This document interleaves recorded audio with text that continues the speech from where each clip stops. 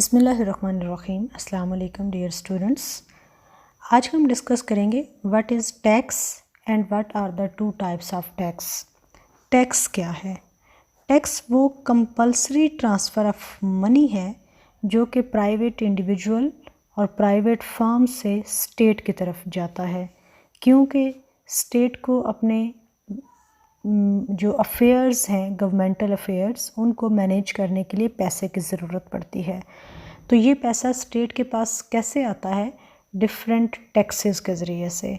अब ये taxes government revenue का एक कंपल्सरी और नेसेसरी पार्ट होते हैं। जब भी आप रेवेन्यू जनरेटिंग सोर्सेज को डिस्कस करेंगे कि रेवेन्यू इकट्ठा होने के कौन कौन से ज़राए हैं, तो उसमें एक इम्पॉर्टेंट सोर्स आप टैक्स पढ़ेंगे कि टैक्स के ज़रिए से गवर्नमेंट के पास पैसा आता है।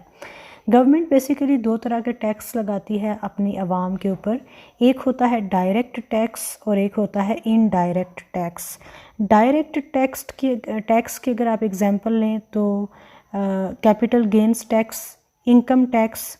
इसी तरह से अगर हम इनडायरेक्ट टैक्स की बात करें तो कस्टम ड्यूटी एक बेहतरीन एग्जांपल है इनडायरेक्ट टैक्स में। डायरेक्ट टैक्स वो होता है जो कि टैक्स पेयर डायरेक्टली पे करता है और वो गवर्नमेंट के पास जाता है।